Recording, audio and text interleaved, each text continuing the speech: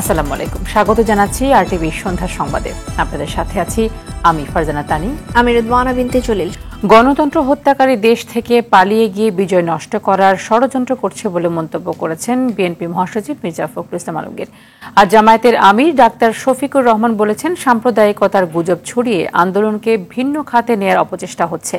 প্রধান উপদেষ্টার সঙ্গে বৈঠক শেষে এসব কথা বলেন তারা। আরও জানাচ্ছেন আশিকুল আলম। অন্তর্বর্তী সরকারের প্রধান উপদেষ্টা ডক্টর মোহাম্মদ ইউনূসের সঙ্গে রাষ্ট্রীয় অতিথি ভবন যমুনায় বৈঠক করেন বিএনপির শীর্ষ পর্যায়ের নেতারা। দলটির মহাসচিব মির্জা ফখরুল ইসলাম আলমগীরের নেতৃত্বে স্থায়ী কমিটির সদস্যরা এতে অংশ নেন।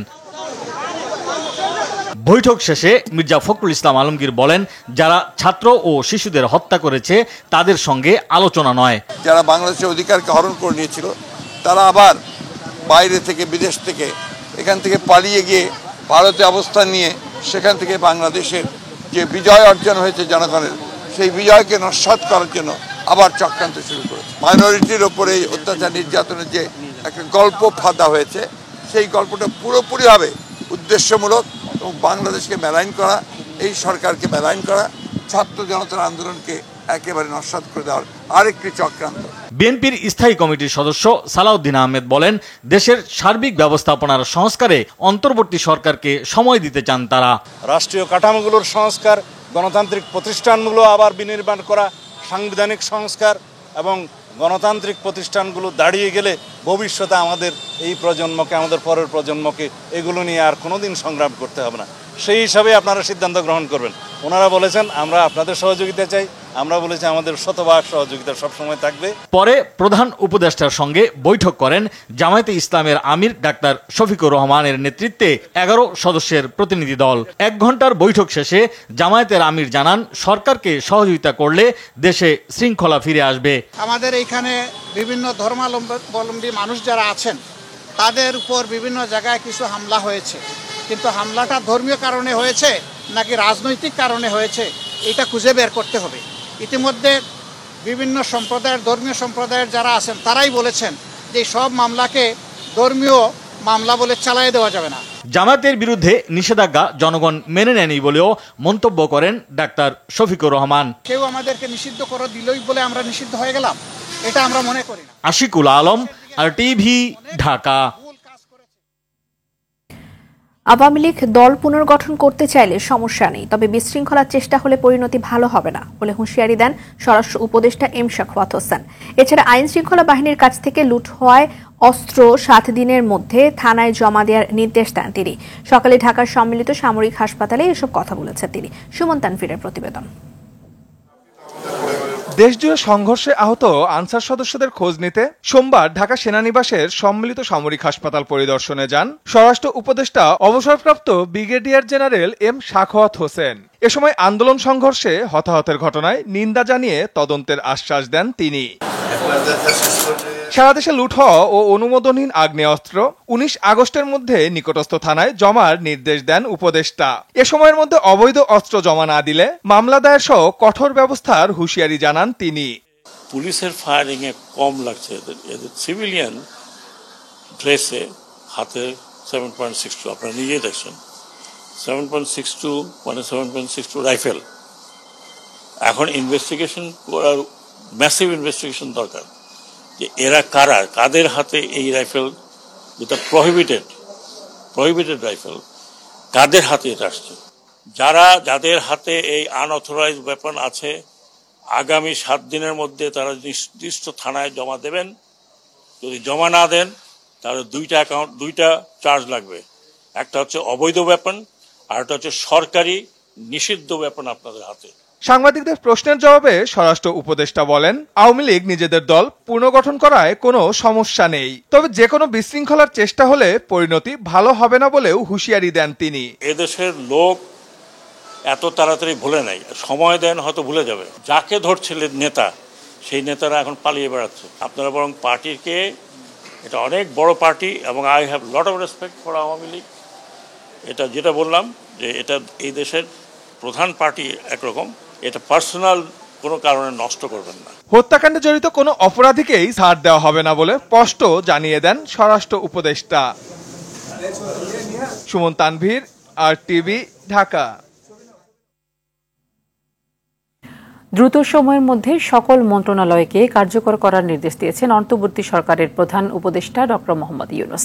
দুপুরে সরকারি বাসভবন যমুনায় তার অধীনে থাকা 25টি মন্ত্রণালয় সচিবদের সঙ্গে বৈঠকে এই নির্দেশনা দেন তিনি। তারুণ্যের শক্তিকে কাজে লাগিয়ে সামনে এগিয়ে চলার পরামর্শ দেন প্রধান উপদেষ্টা। মারুফ রেজা রিপোর্ট।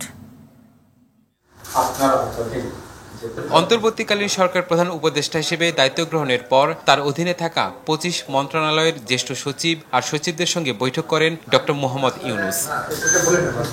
প্রায় 2 ঘন্টার বৈঠকে সরকারের নানা পরিকল্পনা বাস্তবায়নে বিভিন্ন দিক নির্দেশনা দেন তিনি। বৈঠক পরবর্তী সংবাদ সম্মেলনে সচিবালয়ে সেই বিষয়গুলো তুলে ধরেন জনপ্রশাসন সচিব। বিদ্যুৎ, জ্বালানি, বন্দর এবং রেল এই সকল বিষয়গুলোকে দ্রুত ফাংশনাল করার জন্য তিনি নির্দেশনা দিয়েছেন এবং যেগুলো জরুরি এই মুহূর্তে আছে, একটা 7 দিনের মতো একটা বিষয় আছে যে 7 দিনের মধ্যে যতগুলো বেশি জরুরি আছে যেগুলো ওনার কাছে উপস্থাপন করার মতো, যেগুলো উপস্থাপন করতেই হবে সেই বিষয়গুলো ওনাকে সরাসরি যেন উপস্থাপন করা হয়। অগ্রাধিকার ভিত্তিতে কাজের পাশাপাশি তারুণ্যের শক্তিকে কাজে লাগানোর পরামর্শও দেন প্রধান উপদেষ্টা। যে মহৎ উদ্দেশ্য নিয়ে যে পরিবর্তন, সেই উদ্দেশ্য সাধন হয় এবং উদ্দেশ্যকে আরও বেগবান করে সামনে এগিয়ে নিয়ে যাওয়া যায় সেই বিষয়ে তিনি নির্দেশনা দিয়েছেন। আরেকটা বিষয় হচ্ছে তিনি তারুণ্যের শক্তির উপরে আলোকপাত করেছেন এবং সেখানে বলেছেন যে তারুণ্যের শক্তির মাধ্যমে যে পরিবর্তনটা আসছে এর মাধ্যমে একটা সুযোগ তৈরি হয়েছে, তো আমরা যেন এই সুযোগটাকে কাজে লাগাই। প্রধান উপদেষ্টার অধীনে 27টি মন্ত্রণালয় আর বিভাগ থাকলেও পরবর্তীতে নতুন 2 উপদেষ্টাকে প্রাথমিক ও গণশিক্ষা এবং পার্বত্য চট্টগ্রাম বিষয়ক মন্ত্রণালয়ের দায়িত্ব দেওয়া হয়। মারফরেজা, RTV, ঢাকা। ছাত্র জনতা ইতিহাসের অনিবার্য আহ্বানে সাড়া দিয়ে দ্বিতীয় মুক্তিযুদ্ধ সম্পন্ন করেছেন বলে মন্তব্য করেন প্রধান বিচারপতি সৈয়দ রেফাত আহমেদ। তিনি জানান, ছাত্র জনতার সীমাহীন আত্মত্যাগ, মহাজাগরণ এবং অভ্যুত্থানের প্রতি সম্মান জানিয়ে সততার সাথে দায়িত্ব পালন করবেন তিনি। বিচারকদের হুঁশিয়ারি দিয়ে বলেন, অন্যায়ের কাছে মাথা নত না করতে। অথরা ইয়াসমিনের রিপোর্ট। দেশের 25তম বিচারপতি হিসেবে শপথ নেওয়ার পরদিন সাভার স্মৃতিসৌধে মুক্তিযুদ্ধের বীর শহীদদের প্রতি ও শহীদ মিনারে ভাষা শহীদদের শ্রদ্ধা জানান সৈয়দ রেফাত আহমেদ। রীতি অনুযায়ী প্রথম কার্যদিবসে প্রধান বিচারপতিকে সংবর্ধনা দেওয়া হয়। কানায় কানায় পূর্ণ ছিল আপিল বিভাগ। 10:50 প্রধান বিচারপতি এজলাসে উপস্থিত হলে কোটা আন্দোলনে নিহতদের স্মরণে 1 মিনিট নীরবতা পালন করা হয়। নবনিযুক্ত প্রধান বিচারপতি বলেন, বিগত বছরগুলোতে ন্যায় বিচারের মূল্যবোধকে নষ্ট করা হয়েছে। নিয়ম অনুযায়ী সংবর্ধনা অনুষ্ঠানে ক্যামেরা প্রবেশ করেনি। পরে সংবাদ সম্মেলনে অ্যাটর্নি জেনারেল বলেন, বিগত 1 দশকেরও বেশি সময় ধরে দেশে ঘটে যাওয়া খুন, গুম, নির্যাতনের শিকার মানুষ ন্যায় বিচারের প্রতীক্ষায় আছে। যত খুন, গুম, মিথ্যা মামলা, গায়েবী মামলা, মরা মানুষের বিরুদ্ধে মামলা হয়েছে, তাদের বেদনা, তাদের আর্তনাদ, তাদের অভিশাপের ফসল হলো আজকের এই দ্বিতীয় মুক্তিযুদ্ধের বাংলাদেশ। আত্মত্যাগের যে মহৎ উদ্দেশ্য ছিল, সেই লক্ষ্যকে সামনে রেখে বাংলাদেশের বিচার ব্যবস্থাকে জনগণের অধিকার প্রতিষ্ঠার একটি আশ্রয়স্থল হিসেবে উনি গড়ে তুলবেন। বিচার বিভাগের দুর্নীতি ও সিন্ডিকেট নিয়ে সংবাদ সম্মেলন করেন বারের সভাপতি। তিনি বলেন, বিচার বিভাগ শক্তিশালী না হলে মানবাধিকার, ভোটাধিকার, আইনের শাসন থাকবে না। সর্বক্ষেত্রে কোনো সিন্ডিকেট রাখা যাবে না। সিন্ডিকেট শেষ করে দিতে হবে, সকল প্রকার দুর্নীতি বন্ধ করতে হবে। দুর্নীতির ব্যাপারে 0 টলারেন্স যেন উনি বজায় রাখেন, সেটা আবেদন জানাচ্ছি। বিচার বিভাগ যদি শক্তিশালী না হয়, মানুষের ভোটাধিকার নিশ্চিত হবে না। বিএনপিপন্থী আইনজীবীদের সংবাদ সম্মেলনে সাবেক প্রধান বিচারপতি খায়রুল হকের বিচার দাবি করা হয়। জনাব খায়রুল হক সাহেব যা করেছেন ক্ষতি, স্বাধীনতা উত্তর বাংলাদেশের কেউ এককভাবে এত ক্ষতি করেননি। তার অপকর্মের জন্য তাকে বিচারের কাঠগড়ায় দাঁড় করাতে হবে। হাইকোর্ট বিভাগে বিচার কাজ শুরু হলেও আপিল বিভাগের বিচার কাজ শুরু হবে মঙ্গলবার থেকে। অধরা ইয়াসমিন, RTV, ঢাকা। ব্যাংক খাতে স্বচ্ছতা আনতে সুনির্দিষ্ট সময়ে উপযোগী, স্বচ্ছ, নিরপেক্ষ, অন্তর্ভুক্তিমূলক ও স্বাধীন ব্যাংকিং কমিশন গঠনের সুপারিশ করেছে সিপিডি। ব্যাংকিং খাতে সুশাসন ফিরিয়ে আনতে করণীয় শীর্ষক সংবাদ সম্মেলনে সিপিডি জানায়, গেল 15 বছরে 24টি বড় ব্যাংক কেলেঙ্কারিতে প্রায় 92,261 কোটি টাকা আত্মসাৎ করা হয়েছে। সাকিবুর রহমানের রিপোর্টে থাকছে বিস্তারিত। বর্তমান সময়ে সবথেকে খারাপ সময় পার করছে ব্যাংকিং খাত। এবার সেই খাতের তৃতীয় ও চতুর্থ প্রজন্মের ব্যাংকগুলো ক্লিনিক্যালি ডেড হয়ে গেছে, তাই এগুলো বন্ধ করে দেওয়া উচিত বলে মনে করে সিপিডি। অনেকগুলো ব্যাংক আপনারা জানেন যে বলতে গেলে এগুলো মৃতপ্রায়, এগুলোর চলন শক্তি আর নাই, এগুলো ক্লিনিক্যালি ডেড হয়ে গেছে। সকালে এক সংবাদ সম্মেলনে সিপিডি নির্বাহী পরিচালক ফাহমিদা খাতুন বলেন, কিছু কিছু ব্যাংক মরে যাওয়ার উপক্রম হয়েছে, তাই মরে যাওয়ার উপক্রম হওয়া ব্যাংকগুলো চালানোর ইচ্ছে থাকলে পরিচালনা পর্ষদ পুনর্গঠন করতে হবে। কিছু ব্যাংক আছে যেগুলোর এখনো তারা মৃতপ্রায় না, কিন্তু তাদের পারফরমেন্স খুবই খারাপ। সেইগুলোকে আসলে যদি চালানোর ইচ্ছা থাকে সেগুলোর বোর্ড, পরিচালনা পর্ষদ এবং তাদের ম্যানেজমেন্ট সেগুলোকে পুরোপুরি পরিবর্তন করে সেগুলোকে আরেকবার চেষ্টা করা যেতে পারে। এছাড়াও গেল 15 বছরে 24টি বড় ব্যাংকের ব্যাপক অনিয়মের বিষয়ে উঠে আসে। রাজনৈতিক যোগসূত্রটা কেমন, কত শক্তিশালী সেটাই, তার ক্রেডিট ওয়ার্থ, তার ব্যবসা কেমন, ব্যবসা চলার সম্ভাবনা কেমন, তার অতীত ট্র্যাক রেকর্ড কেমন, ঋণ নেওয়ার ইত্যাদি ক্ষেত্রে। সেই ক্ষেত্রে আমরা বলছি আবারও যে ঋণ দেওয়ার জন্য আমাদের তো নীতিমালা রয়েছে। ব্যাংক পরিচালনা পর্ষদে এক পরিবার থেকে সর্বোচ্চ একজন 2 মেয়াদে সর্বোচ্চ 6 বছর করার প্রস্তাব দেয় Centre for Policy Dialogue CPD. Banking খাতে দুর্বল হচ্ছে কেন? দুর্বল হওয়ার একটা অন্যতম বিষয় হচ্ছে যে আপনার এই যে ব্যাংকিং কোম্পানি অ্যাক্ট, যেটা এটা তো বারবার করে এটা সংশোধন করা হয়, পরিবর্ধন পরিমার্জন করা হয়। কেন করা হয়? সেটা ব্যাংক পরিচালকদের সুবিধার জন্য। বাণিজ্যিক ব্যাংকগুলোকে শক্তিশালী, বাংলাদেশ ব্যাংকের স্বাধীনতা ধরে রাখতে এবং সময় মতো তথ্যের সততা ও সহজলভ্যতার উপর জোর দেন বক্তারা। আমরা দেখিনি। সাকিবুর রহমান, RTV, ঢাকা। সংখ্যালঘু নির্যাতন নিয়ে ভারতের গণমাধ্যমে বাংলাদেশ থেকে ভুল তথ্য দেয়া হচ্ছে। এই ব্যাপারে দেশের গণমাধ্যমকে প্রকৃত তথ্য তুলে ধরার আহ্বান জানান পররাষ্ট্র উপদেষ্টা মোহাম্মদ তৌহিদ হোসেন। শেখ হাসিনা ভারতে অবস্থান করলেও তা দুদেশের সম্পর্কে প্রভাব ফেলবে না বলে তিনি জানিয়েছেন। অন্তর্বর্তী সরকারের প্রথম কূটনৈতিক ব্রিফিং শেষে এসব কথা বলেন পররাষ্ট্র উপদেষ্টা। আরও জানাচ্ছেন শাকিলা করিম। নতুন সরকারের প্রথম কূটনৈতিক ব্রিফিংয়ে অংশ নিতে ঢাকায় নিযুক্ত বিভিন্ন দেশের রাষ্ট্রদূতরা দুপুরে রাষ্ট্রীয় অতিথি ভবন পদ্মায় যান। প্রথম কূটনৈতিক ব্রিফিংয়ে 64 বিদেশি কূটনীতিক অংশ নেন। ব্রিফিং শেষে বিদেশি কূটনীতিকরা শিক্ষার্থী আন্দোলনের প্রতি সংহতি জানান। বাংলাদেশ অন্তর্বর্তীকালীন সরকার গঠন করেছে। আমরা অন্তর্বর্তী সরকারকে স্বাগত জানাই। আশা করি অস্থিতিশীল পরিস্থিতি দ্রুত স্বাভাবিক হবে। আমাদের নীতি হচ্ছে বাংলাদেশের সবার সঙ্গে বন্ধুত্বপূর্ণ সম্পর্ক থাকবে। বাংলাদেশের সঙ্গে কাজ অব্যাহত রাখবে চীন।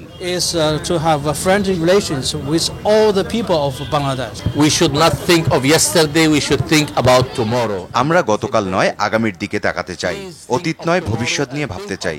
পরিস্থিতি স্বাভাবিক হলেও অনেক মানুষ ভুগছে। প্রতিটি গণমাধ্যমকে সঠিক স্থান থেকে সংবাদ প্রচার করা জরুরি। পররাষ্ট্র উপদেষ্টা বলেন, বিদেশি কূটনৈতিকদের নিরাপত্তার ব্যাপারে সরকার সজাগ রয়েছে। তাদের প্রেমিস সিকিউরিটি অনেক ক্ষেত্রেই নাই। মিলিটারিরা কিছুটা দিয়েছে, মোস্টলি তাদের যে চ্যান্সেরিগুলি সেগুলিতে, কিন্তু রাষ্ট্রদূতদের বাসভবন অনেকখানে সিকিউরিটি নাই। তো এটাও আমি তাদেরকে অ্যাসিওর করেছি 1 থেকে 2 দিনের মধ্যে, যেহেতু পুলিশ ইতিমধ্যে রাস্তায় নেমে গেছে, নামা শুরু করেছে, 1-2 দিনের মধ্যে আমরা এটা টেক কেয়ার করতে পারবো। সংখ্যালঘু নির্যাতন নিয়ে ভারতের গণমাধ্যমে অপপ্রচার চালানো হচ্ছে বলে অভিযোগ করেন তৌহিদ হোসেন। এখান থেকে কিছু ভুল তথ্য অনেক ক্ষেত্রে দেওয়া হচ্ছে। যে প্রোপাগান্ডা চলতেছে সেটার কাউন্টার প্রোপাগান্ডা করতে হবে এটুকুই, এবং সেটা আপনারা মিডিয়াতে প্রকাশ করবে। তারাও তো মিডিয়া দিয়েই কমপ্লেনটা করতেছে, আপনারা আপনাদের পজিশনটা নেন। দিল্লিতে শেখ হাসিনার অবস্থান ভারতের নিজস্ব সিদ্ধান্তের বিষয় বলে মন্তব্য করেন পররাষ্ট্র উপদেষ্টা। যদি কোনো এক দেশে গিয়ে থাকে তাতে করে সেই দেশের সাথে সম্পর্ক নষ্ট হবে কেন? শাকিলা করিম, RTV, ঢাকা। সাম্প্রদায়িক সম্প্রীতি বিনষ্টের লক্ষ্যে সংখ্যালঘুদের বাড়ি ঘরে হামলায় জড়িতদের বিরুদ্ধে কঠোর ব্যবস্থা নেওয়া হবে বলে জানিয়েছেন ধর্ম উপদেষ্টা ডক্টর আ.ফ.ম. খালিদ হাসান। দুপুরে সচিবালয়ে নিজ মন্ত্রণালয়ের কর্মকর্তাদের সঙ্গে বৈঠক শেষে এসব কথা বলেন তিনি। এ বিষয়ে তথ্য সংগ্রহে একটি হটলাইন চালু করা হবে। এদিকে স্বরাষ্ট্র উপদেষ্টা বলেছেন, সংখ্যালঘুদের উৎসবে মন্দিরে নিবিড় নিরাপত্তা দেওয়া হবে। দুর্গাপূজায় 3 দিন ছুটির বিষয়টি নিয়ে আলোচনার কথাও জানান তিনি। খান আলামিনের রিপোর্টে থাকছে বিস্তারিত। আজকে আমরা সচিবালয়ে নিজ মন্ত্রণালয়ের কর্মকর্তাদের সঙ্গে বৈঠক শেষে কথা বলেন ধর্ম উপদেষ্টা ডক্টর আফম খালিদ হাসান। জানান, দুর্বৃত্তরা সাম্প্রদায়িক সম্প্রীতি বিনষ্টের জন্য সংখ্যালঘুদের বাড়ি ও উপাসনালয়ে হামলা করেছে। তাদের বিরুদ্ধে কঠোর ব্যবস্থা নেবে সরকার। যারা এই ন্যাক্কারজনক হামলা উপাসনালয়ে করে তারা মূলত দুর্বৃত্ত। তো আমরা চেষ্টা করব দুর্বৃত্তদের আইনের আওতায় এনে কঠোর শাস্তি নিশ্চিত করার জন্য। উপদেষ্টা জানান, জেলা প্রশাসকের মাধ্যমে সংখ্যালঘুদের বাড়ি মন্দিরে হামলার তথ্য সংগ্রহ করা হবে। ক্ষতিগ্রস্তদের ক্ষতিপূরণ দেওয়ার বিষয়ে আলোচনার কথা জানান তিনি। বলেন, সংখ্যালঘুদের কোনো স্থাপনায় হামলা হলে দ্রুত তথ্য পেতে হটলাইন চালুর উদ্যোগ নেওয়া হয়েছে। আমাদের মন্ত্রণালয় থেকে আমরা একটা হটলাইন আজকে আমরা ঘোষণা দেব। বাংলাদেশের কোথাও যদি কোনো উপাসনালয় অথবা কারো বাড়িঘর কারো সম্পত্তি আক্রান্ত হয়, তিনি যদি হটলাইনে যোগাযোগ করেন, আমরা স্বরাষ্ট্র মন্ত্রণালয়ের সাথে সমন্বয় করে তাৎক্ষণিক ব্যবস্থা নেওয়ার আমরা উদ্যোগ নেব। এদিকে সচিবালয়ে সনাতন ধর্মাবলম্বী নেতাদের সঙ্গে বৈঠক করেন স্বরাষ্ট্র উপদেষ্টা অবসরপ্রাপ্ত brigadier general M Shakhawat Hossain. বৈঠক শেষে দুর্গাপূজায় 3 দিন ছুটির প্রস্তাব মন্ত্রিসভায় তুলে ধরার কথা জানান তিনি। দুর্গাপূজায় 2 দিন বা 3 দিন ছুটি দিতে অসুবিধা কি? এই ছুটি তো খালি ওনাদের জন্য না, ছুটি পেলে আমরাও একটু ঘুরে ঘুরে আসলাম, কক্সবাজার না এখানে না ওইখানে। তো আমি বলছি যে যেহেতু আমি তো ডিসিশন মেকার না, আমি এটা সচিব মহোদয়কে বলেছি এটা নোট করতে, এগুলোর যে দাবি দেওয়া যতগুলো দিয়েছেন সেইগুলো নিয়ে আমরা আমাদের ক্যাবিনেট মিটিং যখন হবে আলোচনা করব। সংখ্যালঘুদের দিয়ে যেন আওয়ামী লীগ ফায়দা নিতে না পারে সেদিকেও সজাগ দৃষ্টি রাখার কথা বলেন তিনি। গন্ডগোল পাকাবার তো কোনো মানে হয় না, এই গন্ডগোল পাকায় তো লাভ হবে না, বরং লোকজন আরও খেপে উঠবে। That's not how you do it. যারা শাহবাগে এই ধরনের বসে আন্দোলন করছেন ওদের বুঝাবেন যে it doesn't make any sense, অনর্থক। ইউ আর বিকামিং, আপনি একটা আরেকজনের খেলা খেলছেন, আপনি নিজের খেলা তো খেলছেন না। গুজব সম্পর্কে সবাইকে সতর্ক থাকার আহ্বান জানান স্বরাষ্ট্র উপদেষ্টা। খান আলামিন, RTV, ঢাকা। বিপ্লবে অর্জিত বিজয়ের বিরুদ্ধে ষড়যন্ত্রকারীদের যে কোনো চক্রান্ত জনগণ রুখে দেবে বলে মন্তব্য করেছেন বিএনপি মহাসচিব মির্জা ফখরুল ইসলাম আলমগীর। ছাত্র জনতার ঐতিহাসিক বিজয় এবং অন্তর্বর্তী সরকারকে ব্যর্থ করে দিতে ভারতীয় কিছু গণমাধ্যম এবং বিদায়ী সরকারের দোসররা মিথ্যা বানোয়াট প্রোপাগান্ডা চালাচ্ছে বলেও অভিযোগ করেন বিএনপি মহাসচিব মির্জা ফখরুল ইসলাম আলমগীর। বিস্তারিত থাকছে জাহিদ রহমানের রিপোর্টে। রাজধানীর বনানী কবরস্থানে বিএনপির প্রতিষ্ঠাতা জিয়াউর রহমান ও দলের চেয়ারপারসন বেগম খালেদা জিয়ার ছোট ছেলে আরাফাত রহমান কোকর ৫৫তম জন্মদিনে তার কবরে ফাতেহা পাঠ দোয়ার আয়োজনে যোগ দেন মির্জা ফখরুল ইসলাম আলমগীর সহ নেতাকর্মীরা। এ সময় মির্জা ফখরুল জানান, অন্তর্বর্তী সরকারকে অতি দ্রুত নিরপেক্ষ নির্বাচনের ক্ষেত্র তৈরি করতে হবে। বলেন, একটি গোষ্ঠী ছাত্র জনতার বিজয়কে নস্যাৎ করার চক্রান্ত করছে। এটা ছিল ছাত্র জনগণের নাগরিকের একটা স্বতঃস্ফূর্ত গণজাগরণ। সেই গণজাগরণকে সুসংগত করাই এখন আমাদের একমাত্র কাজ।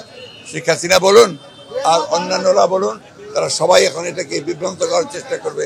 প্রতি বিপ্লবের যে আশঙ্কা, সেই আশঙ্কা থেকে দেশে মুক্ত করবার জন্য সজাগ থেকে রাস্তায় থেকে আমি সেই তাদের যে চক্রান্ত শুরু হয়েছে সেই চক্রান্তকে প্রতিরোধ করবার সকল ব্যবস্থা গ্রহণ করবেন। জনগণের কাছে আমার এই হচ্ছে প্রত্যাশা। এ সময় সাংবাদিকদের এক প্রশ্নের জবাবে ভারতীয় গণমাধ্যমে সংখ্যালঘুদের নিয়ে বিভ্রান্তিকর মিথ্যা সংবাদের নিন্দা জানান মির্জা ফখরুল। বাংলাদেশের গণজাগরণকে, এই উত্থানকে নস্যাৎ করার জন্য, তাকে ব্যর্থ করার জন্য এবং এই নতুন গঠিত যে সরকার ইন্টারিম গভর্নমেন্ট তাকে ব্যর্থ করার জন্য তারা এই মিথ্যা বানোয়াট ভিত্তিহীন প্রোপাগান্ডা চালাচ্ছে। গণতন্ত্রের জন্য রাজনৈতিক দলগুলোর দীর্ঘ সময়ের ত্যাগ, ছাত্র জনতার অভ্যুত্থানে সে দাবি আদায় হয়েছে বলেও জানান বিএনপি মহাসচিব। জাহিদ রহমান, RTV, ঢাকা। হিন্দুদের বাড়িতে হামলার গুজব ছড়িয়ে দেশকে আবারও অস্থিতিশীল করার পাঁয়তারা করা হচ্ছে। হিন্দু সম্প্রদায়কে ব্যবহার করে এই ষড়যন্ত্র করছে আওয়ামী লীগ। বিকেলে রাজধানীর শাহবাগে এক সমাবেশে এসব অভিযোগ করেন বক্তারা। নাগরিক ঐক্যের আহ্বায়ক মাহমুদুর রহমান মান্না বলেন, একটা বিশাল বিজয় এসেছে, এই বিজয় নষ্ট হতে দেওয়া যাবে না। আন্দোলনে যত গুলি হয়েছে প্রত্যেকটা গুলি এবং হত্যার হিসেব দিতে হবে বলেও জানিয়েছেন মান্না। ধর্মকে পুঁজি করে কেউ ষড়যন্ত্র করলে সবাইকে নিয়ে প্রতিহত করা হবে বলে জানান বিএনপি চেয়ারপারসনের উপদেষ্টা সৈয়দ মোয়াজ্জেম হোসেন আলাল।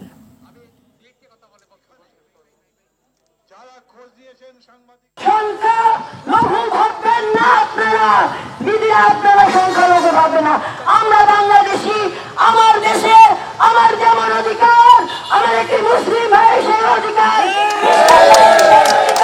ধর্মকে পুঁজি করে কোন স্বার্থান্বেষী মহল কোন অপঘাতের সৃষ্টি করলে সকল ধর্মীয় সম্প্রদায়ের মানুষরা মিলেই আমরা তাদেরকে প্রতিহত করব, এটাই আমাদের প্রতিজ্ঞা। লড়াইটা কেবলমাত্র এক মাসের লড়াই না, এই লড়াই হচ্ছে গত 15 বছর ধরে। অনেক মানুষ জীবন দিয়েছে, সমস্ত মানুষের রক্তের ঋণ পরিশোধ করতে আমরা সেই ধরনের একটা সরকারের অপেক্ষা করছি।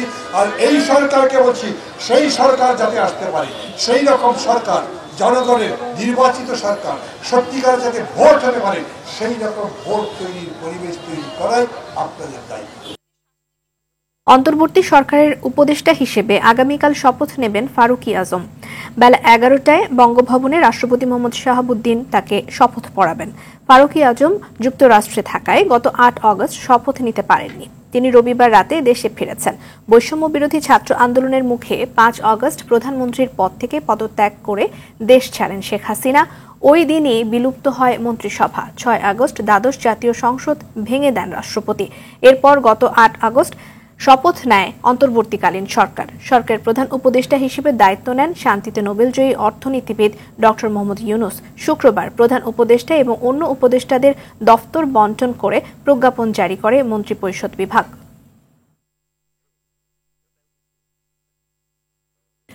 সাত দিন পর কাজে ফিরেছে পুলিশ। রাজধানীর ট্রাফিক সিগন্যাল সহ দেশের বেশিরভাগ থানায় কার্যক্রম শুরু করেছে পুলিশ। গেল 5 আগস্টের পর রাজধানী ছিল পুলিশ শূন্য।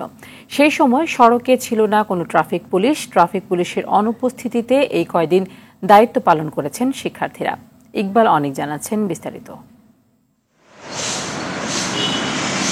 আওয়ামী লীগ সরকারের পতনের পর দুর্বৃত্তদের হামলার মুখে পড়ে বিভিন্ন থানা, ফাঁড়ি, এমনকি ট্রাফিক বক্স। আতঙ্কে পুলিশ শূন্য হয়ে পড়ে বেশিরভাগ থানা। এতে আইনশৃঙ্খলার পাশাপাশি ভেঙে পড়ে ট্রাফিক ব্যবস্থা। কয়েকদিন ধরে সীমিত পরিসরে কাজ শুরু করলেও স্বরাষ্ট্র উপদেষ্টার আশ্বাসে সোমবার থেকে কাজে যোগ দিয়েছেন থানার সদস্যরা। রোববার অল্প পরিসরে ইন্টারকন্টিনেন্টাল সিগন্যাল থেকে জাহাঙ্গীর গেট পর্যন্ত ট্রাফিক পুলিশ তাদের কার্যক্রম শুরু করে।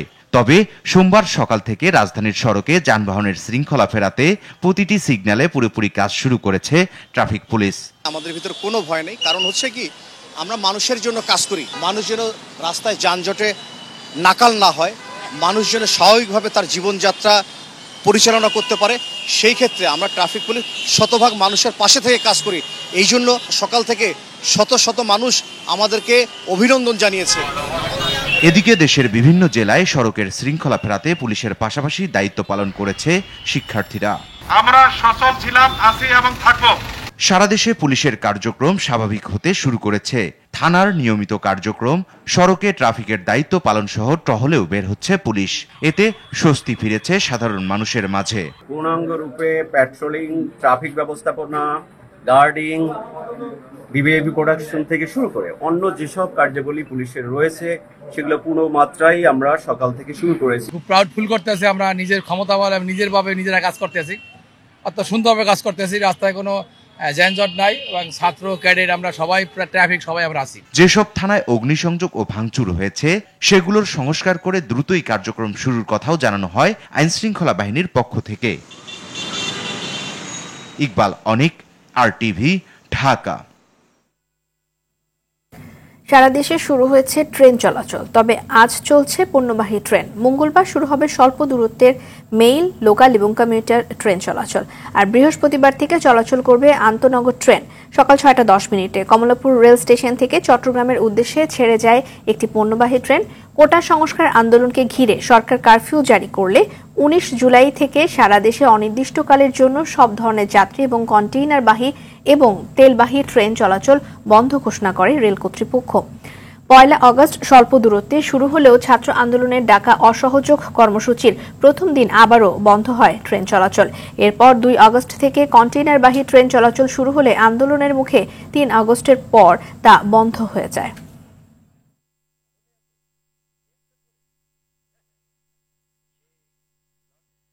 পুলিশ সংগঠিত হয়ে স্বাভাবিক কাজ শুরু করলে সেনাবাহিনী ব্যারাকে ফেরত যাবে বলে জানিয়েছেন সেনাবাহিনীর প্রধান জেনারেল ওয়াকারুজ্জামান। সোমবার দুপুরে খুলনার শেখ আবু নাসের স্টেডিয়ামে সেনাবাহিনীর টহল কার্যক্রম পরিদর্শন শেষে ব্রিফিংয়ে এই কথা জানিয়েছেন তিনি। বলেন, স্বাভাবিক সময়ের চেয়ে অপরাধ কমেছে, তবে আরও ভালোভাবে কাজ করতে হবে। পুলিশকে আরও সংগঠিত করতে সেনাবাহিনী কাজ করছে বলেও জানিয়েছেন সেনাপ্রধান।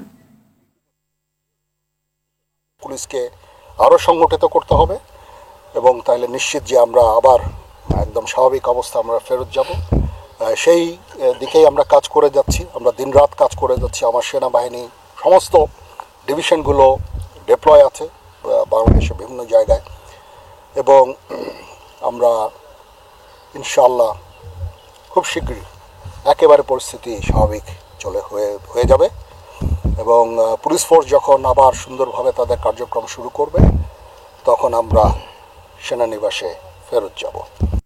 জাতীয় দলের ক্রিকেটাররা রাজনীতিতে জড়ালে তা দেশের ক্রিকেটের জন্য ক্ষতিকর বলে মন্তব্য করেছেন প্রধান নির্বাচক গাজী আশরাফ হোসেন লিপু।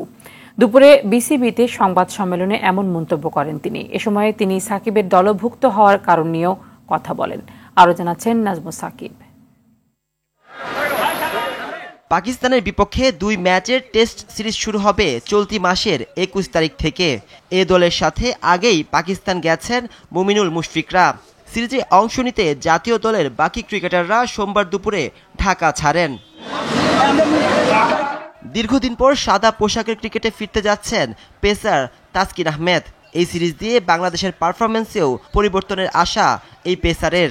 এই মুহূর্তে সবকিছু চেঞ্জ হচ্ছে যাতে আমাদের পারফরম্যান্সও ভালো হয় এবং সবাইকে একটু খুশি করতে পারে। এদিকে রোববার দল ঘোষণা করলেও প্রধান নির্বাচক সাংবাদিকদের মুখোমুখি হন একদিন পর। জানান, সাকিবের অন্তর্ভুক্তি তার যোগ্যতা বলেই। চলতি বছর হতে যাওয়া 8টি টেস্টের সবকটিতেই সাকিবের খেলার ইচ্ছার কথাও জানান প্রধান নির্বাচক। সেই সাথে অনুশীলনে নিয়মিত থাকবেন বলেও নিশ্চয়তা দিয়েছেন এই অলরাউন্ডার। 8টা টেস্ট ম্যাচ হবে আপ টু যেটা আমরা ওয়েস্ট ইন্ডিজ দিয়ে শেষ করবো ডিসেম্বরে, সবগুলোতে তিনি অ্যাভেলেবল থাকবেন এবং তিনি নিয়মিতভাবেই প্র্যাকটিস সেশনে আসবেন। প্রধান নির্বাচক কথা বলেন ক্রিকেটারদের রাজনীতি নিয়েও। তিনি মনে করেন রাজনীতিতে ক্ষতিগ্রস্ত হয় দেশের ক্রিকেট। বোর্ডের একটা স্পেসিফিক আমার মনে হয় দিক নির্দেশনা যদি থাকে তাহলে মনে ভালো হয়। তাহলে আর কেউ কোনো খেলোয়াড় আর রাজনীতিতে যাওয়ার আগে চিন্তা করবেন যে তার প্রায়োরিটি কোথায়। সংবাদ সম্মেলনে কথা উঠে তামিমের ফেরা নিয়েও। খুব দ্রুতই আবারও জাতীয় দলে এই ওপেনারের ফেরার সম্ভাবনা নিয়ে গাজী আশরাফ হোসেন লিপুর কথায় ইঙ্গিত পাওয়া যায়। নাজমুস সাকিব, RTV, ঢাকা। সন্ধ্যার সংবাদ এই পর্যন্তই। সবশেষ সংবাদ জানতে যে কোনো মোবাইল ফোন থেকে 24141 নম্বরে ডায়াল করুন। রাতের সংবাদ 11:15টায় দেখার আমন্ত্রণ রইল। ধন্যবাদ সবাইকে। ধন্যবাদ।